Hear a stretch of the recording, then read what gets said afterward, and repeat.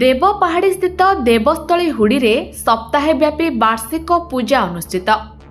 Karanjia block अंतर्गत बड़ा पंचायत बाघदफा ग्राम चांपीसाही निकट में प्राकृतिक परिवेश मध्य अवस्थित देवपाहाड़ी गुंफारे 18टी मौजार आराध्य देवादेवी मानक वार्षिक पूजा एक सप्ताह व्यापी अत्यंत श्रद्धा और भक्तिर सहित अनुष्ठित होईछि। गत रविवार ठारू आरंभ होइतिबा ଏହି पूजा आज उद्यापित होइतिबा बेले हजार हजार श्रद्धालु जोगदेई भोग और नैवेद्य अर्पण करथिले। आज उद्यापनी दिवस अवसर पद्मचरण हाईबुरु जोगदेई देवादेवी दर्शन करने सह आशीर्वाद ग्रहण करथिले। पूजा अवसर करंजिया और आखपाख अंचलरू बहु संख्यक पुरुष और महिला श्रद्धालु समवेत होई पूजा अर्चना करथिले। देवपाहाड़ी हुडी पूजा कमिटी पक्षरु समस्त श्रद्धालुंक पई प्रसाद सेवनर व्यवस्था करा जायतिला। पूजा सुचारू रूपे संपन्न हेबारे कमिटीर सदस्य और स्थानीय ग्रामवासी माने सहयोग करथिले।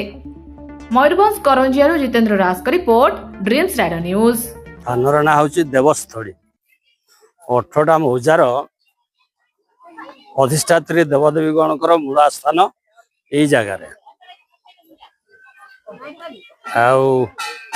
आठी असंख्य देवदेवी अच्छा ब्रह्मा विष्णु महेश्वर इंद्रादि देवगण 33 गुड़ी देवदेवी ये 18टा मौजार प्रति गाँव में जो शालग्राम अधिष्ठित देवदेवी तांकर मूल स्थान एठी से माने मार्गदर्शन देले गाँ गाँव तो पूजा करुच एठी आमे समस्त अच्छु एठी वर्ष रे 7 दिन व्यापी यज्ञ कर 7 दिन व्यापी यज्ञ करी हमको जदि खुशी करिवो ताले ये 18टा मौजार समस्त प्रजा मान को खुशी रे आमे रखिबू रिष्ट खंडन करिवू आ शांति रे रखिबू से ये यज्ञर आयोजन होती 2 वर्ष है 2 वर्ष है भविष्य को यह केमती बढ़ तार परिणाम आम जानी पार्लु 2 वर्ष है से देवादेवी आशीर्वाद ये अंचल चाष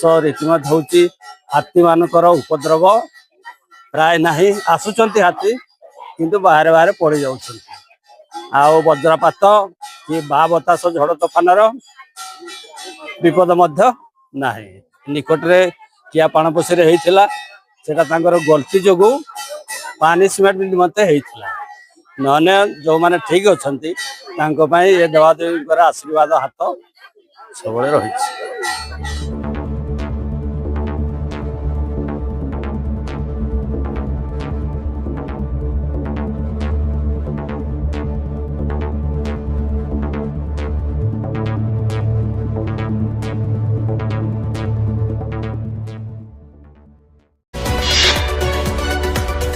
आम सह प्रतिदिन जोड़ी होई रहिबा पई आम चैनल को लाइक शेयर सब्सक्राइब एवं फॉलो करंतु।